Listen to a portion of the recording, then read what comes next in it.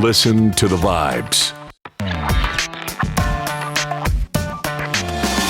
The views and opinions of our guests may not necessarily reflect those of the host or the Vibes Broadcast Network.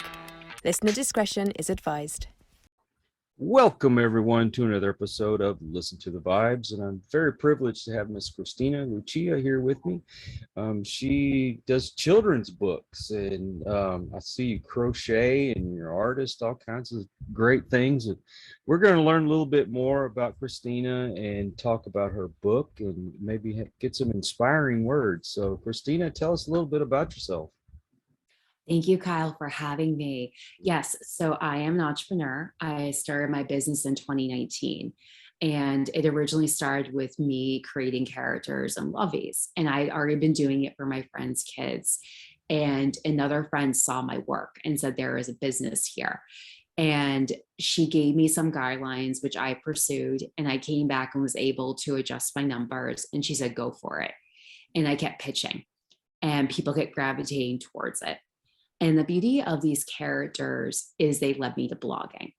And through blogging, it led me to start drawing the characters. I've always been an artist since I was a little girl. I started training formally when I was 7 years old. And drawing the characters and blogging the characters, I realized I need to write a book. But like so many of us, I imagine, it's like, okay, but what book? What kind of book? You know, a book is a very broad umbrella.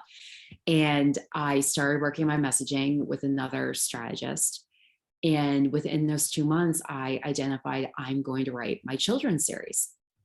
And within a week between Christmas and New Year's, I wrote 10 drafts. And that's how I got started. And I decided to focus on one story in particular. And it was a story that Bella was the main character. And that's another interesting loop of this story, is that I originally thought there would be a couple of main characters in the series and it would shift and vibe. And going back to your title of your podcast. And I realized, no, Bella is the main character because the original name originated from my friend's little girl, Isabella. But as I was writing her, I realized more, and drawing her, I realized more and more, wait, this is me. And Bella actually has been my nickname for many, many years now. When my coaches started calling me that, people don't know my name, it's usually they call me Bella or Beautiful. And I was so shy to say it. And we were talking about narcissism before we started recording. I thought, that's so narcissistic. I can't say it's my name. But I realized my friend's little girl actually helped me own my identity and own this is me. And so I am grateful for this beautiful little toddler for helping me come to terms with that. And as I started writing and editing, I knew from the beginning that I would do the illustrations. So I am illustrating my books. And as I said to you before we started recording, I officially made the decision to self-publish, which is very exciting. And the other piece that I'll share about why I decided to self-publish. So in addition to writing the books, creating the characters, I also create coloring books for my series as well. I'm a huge Hitchcock fan, huge. Hitchcock was known for storyboarding. So I storyboard before I start illustrating. And the storyboard is a great process for other people who are illustrators out there because it gives you a template for a coloring book. And I actually have a free gift for your audience as well. I actually have a landing page, which I will share the link with you, where people can download a coloring drawing. And it's actually a drawing from one of the books that I'm creating, which I would love to share. Oh, that's great. Thank you. Yeah, of course. Love to do that. Yeah. So that's a little bit about my business. And another piece I should share too, as I talk on here, is that when I started my pivot, coloring and drawing was one of the main seeds of my process. My coach, Matilda, my career coach who helped me get on this pivot, who helped me start evolving my vision, kept saying to me, why don't you create a coloring drawing? Because I'm a dancer and I draw dancers.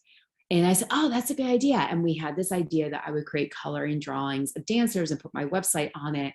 So I would have gatherings and people would be able to connect with me. Now here I am on your podcast with a landing page of the coloring drawings. So for anyone listening who's like, I have an idea, but I can't solidify it, hold on to it because it will solidify when it's supposed to. Yeah. And I'm a big believer in chasing your dreams. And, you know, the only time that you fail is when you don't try. You know what I mean? So even if it's not a big success, at least try, you know? Yeah. Yeah. But you know, we had a nice conversation before we started, and you know, I also believe that we need to let children be children, but we also know that children go through things that sometimes they're not open to talk about. And from the way you described your books, you actually help kids to, you know, like if they're moving or, you know, they're going to ride a bike for the first time, all these things that are, you know, major in a children's life, which may be kind of minute to most people, it's a big deal for kids. So you help them with that transition. Can you kind of tell a little bit about that? Absolutely. Absolutely. When I started this pivot, I should say when I started this pivot, months leading up to me discovering that I was going to become an entrepreneur, discovering that these characters were going to lead me to an answer. Mhm. I watched the Fred Rogers documentary, Yeah. and it was the bow on the present. It really just solidified, like, I need to do this. And what my biggest takeaway from watching that, and I grew up with Fred Rogers, huge fan. I saw how he focused on communication and focused on people, how children behave. And he really also focused on humanity, regardless of who he was speaking to. Mhm. And I am also a huge Johnny Carson fan. And I'm a huge fan of late night. I love late night hosts. And watching Fred go on Johnny Carson, and Johnny Carson say to him, "Oh, you probably have seen the skits I've done." And Fred handled it beautifully. He said, "Well, we all have a sense of humor," basically, is what he said. And that really inspired me. And so, looping back to your question, when I started writing, I kept that in mind. I kept in mind that we all have feelings and we all have a sense of humanity. And when I decided to choose things to write about, I was focusing on I focus on things that aren't technical. I focus on things that derive emotions. The first book that will come out for Bella, because I decided that Bella in a series will age from about 2 to 3 years old to 7 to 8, kind of within that range. I decided that her first book would be her shifting from a crib to a big girl bed. And she's also shifting rooms as well. Now, as an adult, like, I personally forget how big a deal that is, like moving to a new space. Not I forget, like, even I forget. And that's what she deals with in that book, and the feelings, the anxieties, thinking, oh, maybe this will be okay, maybe it won't. And a piece that I have in each book is there's always a moment after she's upset where she and her mom or dad or another adult will talk about it. And the adult character will share an experience. So, for example, in the bed book, her mom says to her, "Well, when daddy and I moved into this house, I was uncomfortable. Now, I know I moved into new spaces. It takes time to make it feel like home. It takes time to find your groove and find where you want things and find the right wall colors and the right smells in your home. It all takes time." And the other piece in every book, and in the bed book in particular, she gets a lovey. In each book, I design her to get some kind of item to help her with a transition. And the other piece that I've developed, and my marketing strategist, Melanie, actually gave me this great idea. So when I write every book, I also create a reader guide and this is for the parents, this is for the caregivers. I know I'm a godmother. This is for us. I point out pieces of the story, and then I give suggestions, or I propose questions for you to think about that you can incorporate in your daily life. Because it's like anything, we can hear, "Oh, do this." And you're like, "Okay, well, that's great, but how do I apply it to my own life?" So it's really a gentle guide for you to take what I've written and for you to take the pictures I've illustrated and for you to communicate in your own way, because we're all different.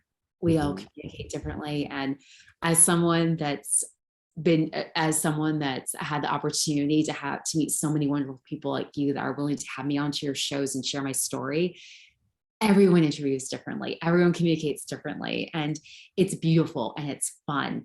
And if we're willing to be open to people's energies and be open to those vibes, what an amazing world this is. And it goes the same thing with our kids. They're all different and they all need different things and want different things. And that's what makes life beautiful, is being able to identify with that.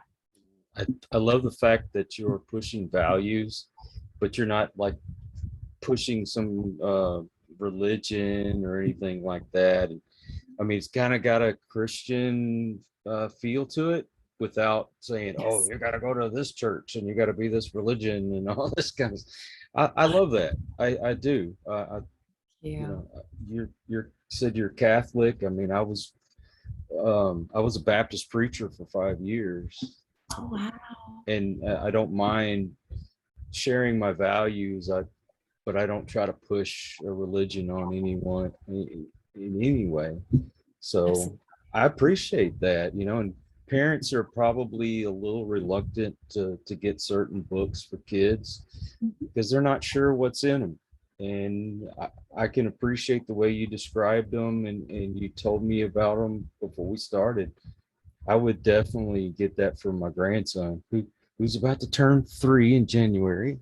Congratulations! What a fun age. Oh, I love it. I love it. No, you're absolutely right. Because I am a Catholic woman. You know, God is my higher power. And I am involved in work, healing work, where there are people that have different forms of higher power. And in my books, you're right. Like there is a gentle sense of understanding. Because when people, if I do talk about my religion and my faith, I always say I'm Catholic because I personally believe in divine intervention. I do believe in transubstantiation, but also the root of all Christianity to me is faith and free will.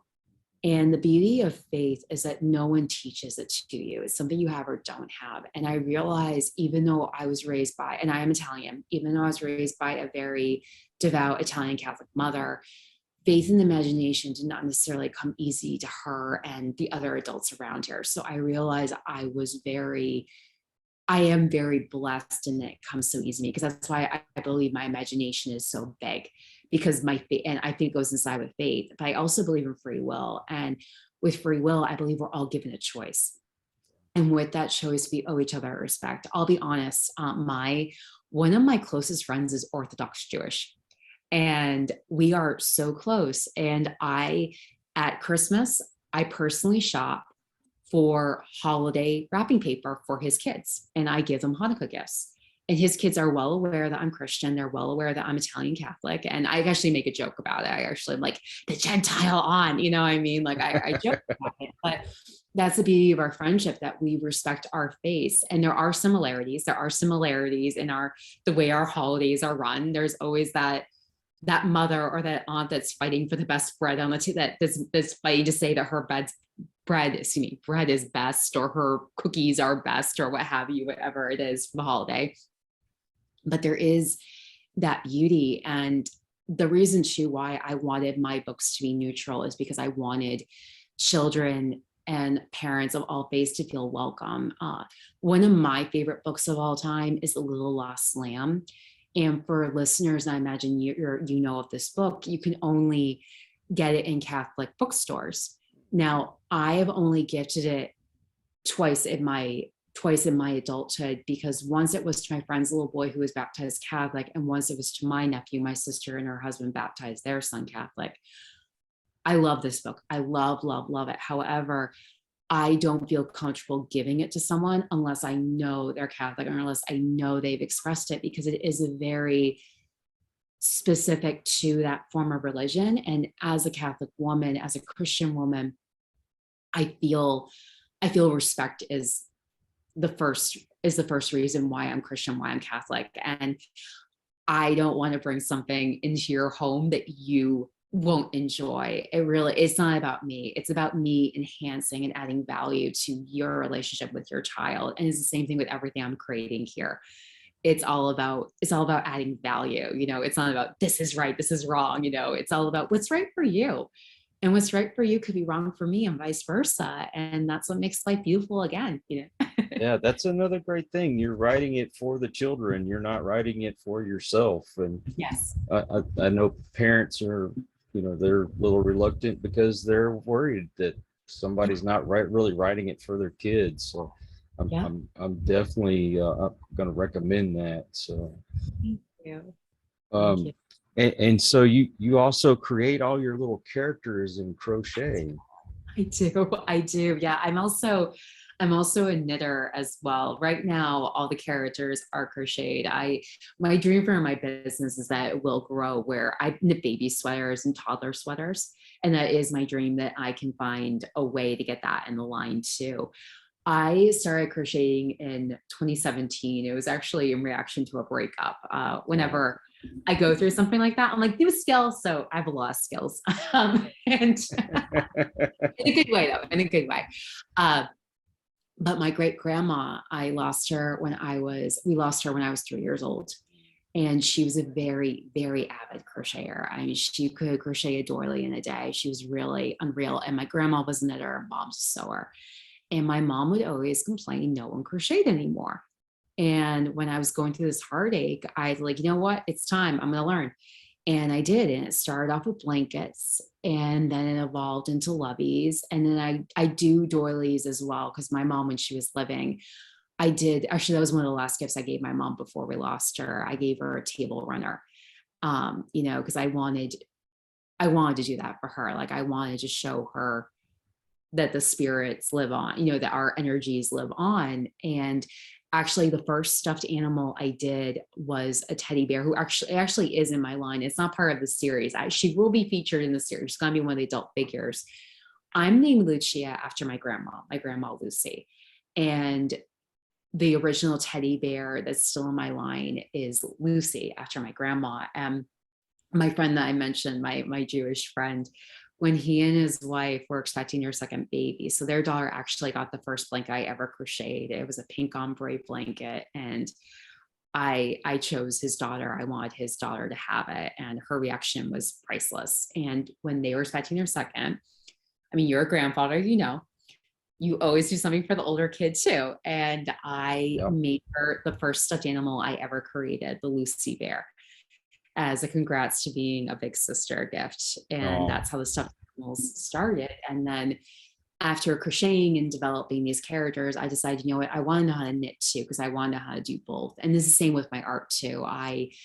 My illustrations are in watercolor, but I've also have worked in gouache in the past. I also do pen. I do pencil. I've done acrylic. I have not, oil is probably one of the few mediums I haven't dabbled in yet, but I do different mediums depending on what I'm going for. But I wanted that idea. And the other piece of my characters too, I will share too, is I realize there will come point in time where I have to figure out manufacturing, because I can't self-create forever.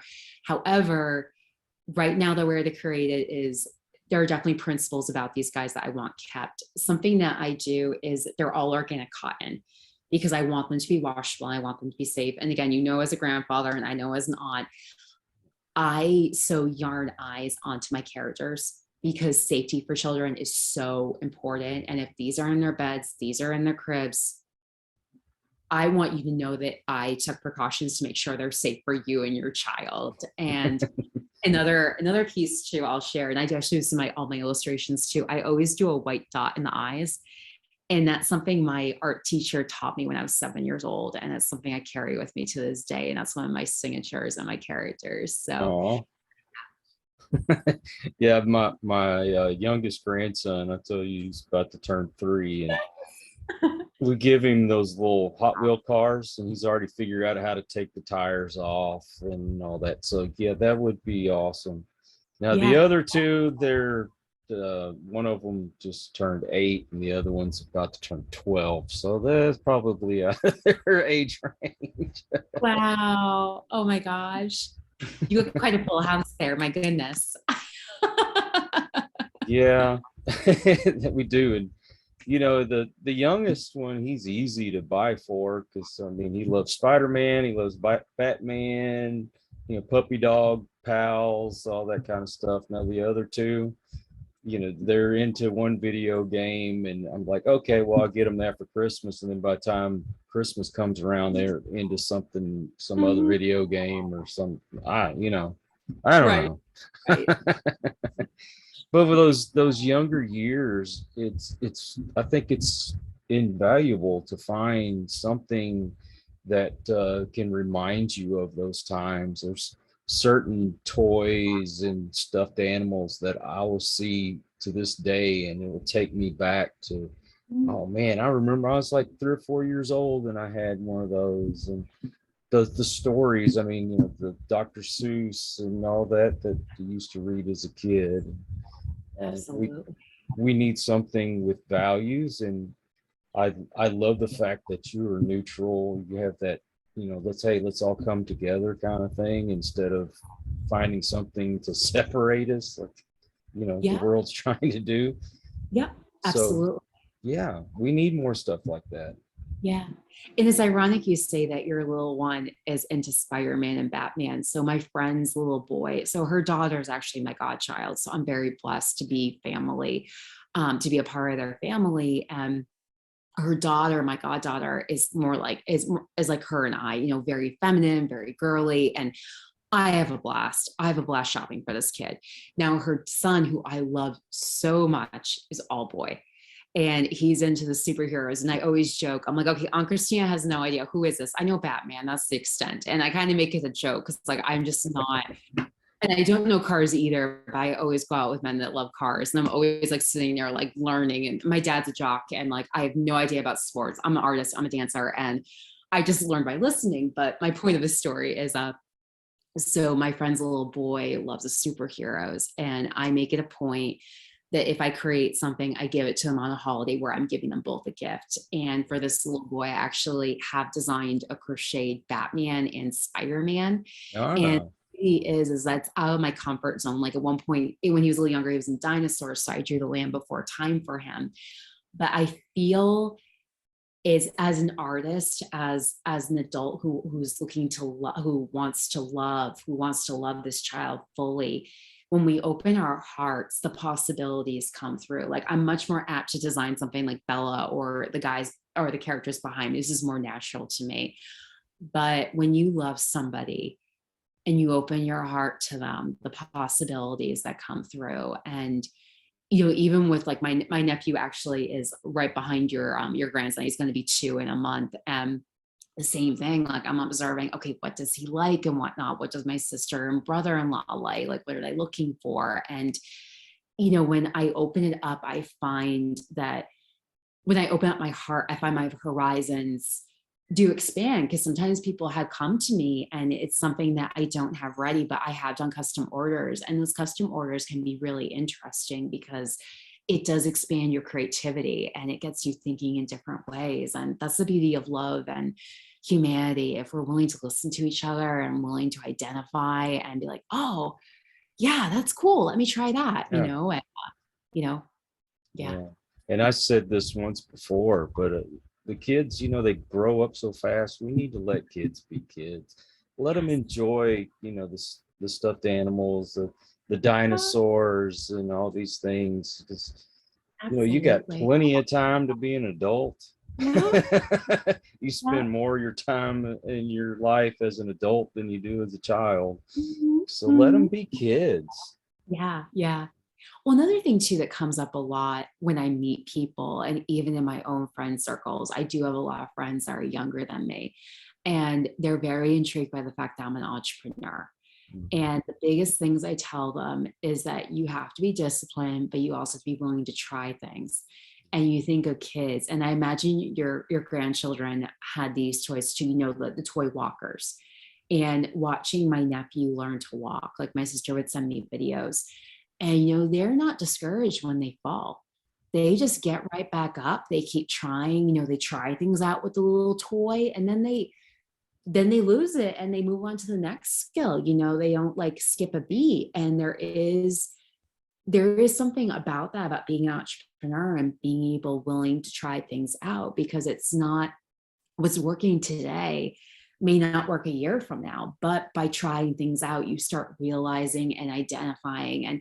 as kids, it's like the same thing. Like I watch my friends' kids choose their outfits, and I watch them wear things without fear, and, be like, okay, that didn't work. All right, like, let's try the next outfit, and there's something about that I feel as adults, we have to remind ourselves, I shouldn't say have to, but there is a benefit to tapping into that and recognizing that creativity, that sense of imagination that is within us. It's different, but it's within each of us if we're willing to be open to it. Yeah, and we need to encourage kids to use their imaginations, even if we think it's stupid or whatever. Let the kids, come up with their imaginary friends, or however they want to play. Just let them play. Yeah. You're talking about the kids wearing the outfits and everything. So my youngest grandson, he wears shorts and t-shirts, but we found him this pair of Spider-Man, the rubber boots, the rain boots. Yes. And anyway, like at Walmart, they were like $15-20, but I forgot, it was like a garage sale or something. Yeah. We found them, still had the tag on them, everything. It was $5. Okay. He wears them stinking boots no matter where he wants to go, no matter what he's wearing. So he'll have on these shorts and big old rubber boots. I love it. That's so sweet. I love it. So let them. Yeah. Self-expression. And that was another thing too. And like I mentioned, like I do realize as I grow my business, I'm going to have to look into manufacturing and different things. But now in the early days, it's a great time. It's a great time because I am able to pause and say, okay, what, like you said, what are my values for my line? Like, what do I want? And one thing, the way they're currently designed too, that I would keep is they don't have any smells beyond like the fact that I do wash them before they go to somebody. They always are washed to make sure everything's clean and settled. But I also don't want noises in my characters as well. Like those are two pieces. I would, when it does have to go to the fact that I have to resource people to help me create the characters or work with me on creating the characters, no sounds and no sense are really big no's for me. Because like you said, like when children just have something like this, they have a blank canvas, and let them paint the canvas. Like let them try it out. Like let them test it out. Like one of the most beautiful moments I had with my nephew was actually at Christmas this past year. So I actually am going to be creating this ornament again this year. I always create ornaments as well, like each year. Like I create unique ones, I create ones based on the characters, etc. But every first Christmas, when the child has a first Christmas in my life, I crochet a reindeer head and I sew it onto a sleigh bell. And I add a bow. If it's a boy, it's a bow tie. If it's a girl, like it's a bow in the back. And then I accompany it with the Polar Express and I write a note. So for listeners out there, I'm hooked up. I know Santa and I have his number. So I write a note to the child in the book saying that Santa is my friend, and Santa heard it was their first Christmas and personally delivered this sleigh bell to me. And to create this ornament, and as long as you believe in Santa, you will always hear this bell ring, just like the boy in the book. Aww, and so my nephew was only just shy of 3 months when he had his first Christmas. And unfortunately, because of COVID, I couldn't be there. So I sent it to my sister and brother-in-law in advance. And so this year, fast forward, he was 15 months at that point, because he's October 1st. I kid you not. October 5th. Oh, there you go, Libras. Amazing. I'm writing that down. Amazing. I love it. I'll be 52 this year. Oh, happy birthday. Thank Fantastic. you. Sorry, I had to interject that. No, you're a young grandfather. Your grandchildren are so lucky. That's amazing. It's so great. But he walked up to the tree because they put the softer ornament. I imagine you do this with younger ones too. You put the soft ones on the bottom. Yep. And he walked right up to the reindeer that I made for him and pulled the antlers to get it ding. And I was like, oh my gosh, he's playing with the ornament I made. Like it was just so magical, you know what I mean? And I'm sure as a grandparent and again, your grandkids are so young to have you. And like, I imagine the experience, these moments of you, like I imagine the experience of seeing him wear the boots that you guys bought for him. Like, it's just amazing. You know what I mean? It's just this amazing beauty. And yeah, it was a really beautiful moment. It was a really beautiful, because he's young. He's not old enough to necessarily know, oh, Aunt Christina's here, I have to play with what she gave me. You know, it was a conscious decision on his own to play with something. And it happened to be something that I created for him out of love. And it was really magical. You know, last year we decided we were going to start making stuff and giving it away instead of going and buying a bunch of stuff. And I find that, you know, that as a kid, you don't look at it this way, but as an adult, the things that people make mean more because they put something of themselves into whatever it is they're giving you. Yep. Absolutely. Absolutely. And that's something else too that I apologize for the background noise, like hazards of living in New York. You always have sirens in the background. That's the other thing too, is my friends have told me, because right now with the handmade, and again, when it comes to manufacturing, like this is something I would definitely want to incorporate in the process. So, you know, because they're handmade, you want it to be clean, you want to make sure everything's sewn properly, because you want it to be pristine. I do always wash everything, and I use a gentle baby detergent, and I put it in the dryer. And my friends tell me, my kids gravitate towards your toys. Like my friend's little girl, Isabella, I want to say 3 or 4 of the toys that I made for her are her crib toys. Oh. And they're in there. And when she had her shots, she's actually a big sister now. They just had their second baby in July. So congratulations to Nikki and Jeff. Nikki sent me a picture of Isabella grasping for the lovey that I made for her, because originally at that time she said 1 lovey from me. And she said that was the first time she grasped. And it was a day where she got shots and she wasn't feeling well. And it was a rough day for them. And there's something beautiful about that. And there is something I feel about your energy behind making something. And people and children feel it, even if we are aware of it directly. I feel we do gravitate towards that. So that is definitely something, whether it's the scent or whether it's the love and care. I mean, these are definitely things that are values that need to be carried through regardless of what path this leads me to. Like, those have to be there. It's a non-negotiable. Absolutely. Well, I want to interject one more thing before we end the show. And, you know, I grew up loving football, but, you know, sports in general, but mostly football and, you know, shooting guns, all that kind of stuff. And I like sharing that with my kids, but I never forced it on my children.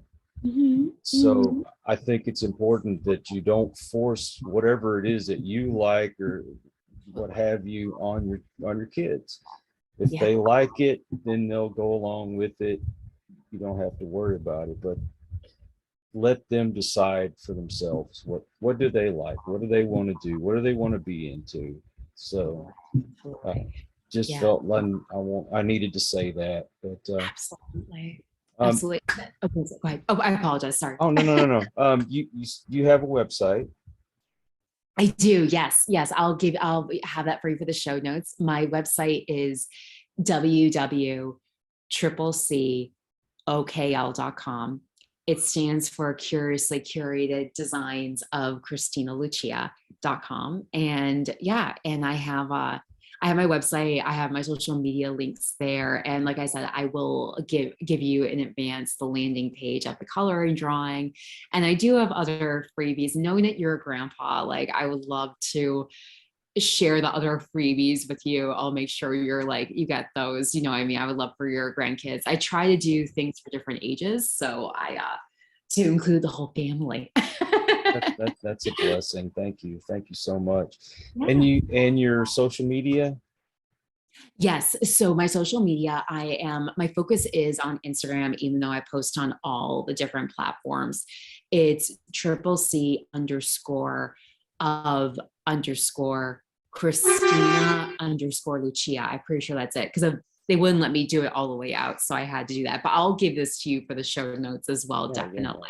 Oh yeah. But yeah, I post on everything. So, and we were talking earlier, I'm developing my TikTok, ladies and gentlemen. I know we were both sharing our miseries of developing that. Like, I'm on it if anyone's asking. Well, like she said, I am going to put that in the description so y'all can click on it and go to it. But thank you so much for your time. And I appreciate you sharing all this. It gives me a little hope that there's some really good stuff out there that we can share with our children. And Absolutely. And also, so oh yeah, it is my pleasure. Believe me. Thank you. Also, want to thank y'all out there. If you happen by the channel, this is your first time. I appreciate that so much, and I hope you'll come back. Please subscribe. For those of you who are regular to my channel, thank you for that support. It's because of you that I get to do this. And so, until the next one, everyone, please take care. Be kind to one another. God bless and peace. We hope you enjoyed this episode of Listen to the Vibes. You can catch us on Buzzsprout or wherever you listen to your favourite podcasts, and on YouTube. Follow us on Facebook at The Vibes Broadcast Network